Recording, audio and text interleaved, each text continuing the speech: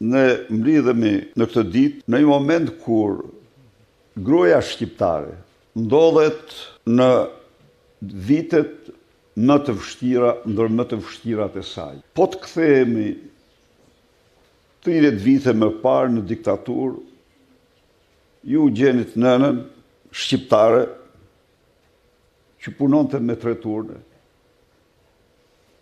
që me zi pregadiste, me zi ushqente dhe vishte fëmijët e saj, por kishte edhe në atë kohë gra ministre, antarët byros politike, të cilat mbronin interesat e partisë dhe jo interesat e nënave dhe motrave shqiptare. Sot, po të kthehemi pas 30 vite, narkodiktaturën apo diktaturën e bandave, ato të cilat e vuajnë më shumë se të gjithë të tjerët janë nënat, gratë dhe vajzat. Në të gjitha aspektet. Përsëri kemi nënën me rrogë t'ullt ose pension gjyshe,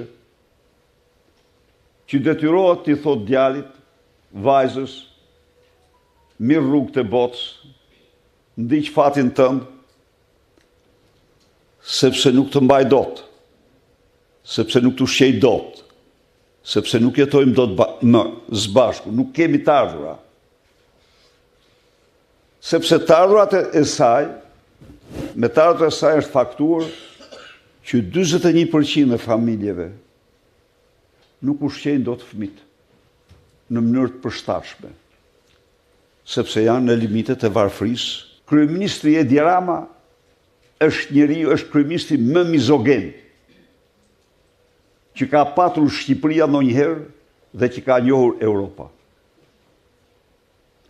Ato shpërthime që pat ju pa qira Tovolinës, ato janë zakonshme mbledhjen e Këshillit të Ministrave. Ndaj edhe ai nuk thot dot një fjalë të vetme në mbrojtje, në mbështetje të grave dhe vajzave. Po ta mendojmë se në botë nuk ka një rezervuar më të madh, më të pashfrytzuar se sa gratë. Kështu që nëse në qeverinë e ardhshme zoti Berisha, siç i ka mbështetur gjithmonë, do mbështesin gratë, duke shfrytzuar rezervuarin e pashfrytzuar që kemi ne në shoqëri, në Shqipëri, ato do bëjnë shumë ndryshime. Dhe ato që janë në politikë nuk që janë për qenë të reja, ato janë në politikë për sjellë ndryshimin dhe gratë ja dalin për tabakët.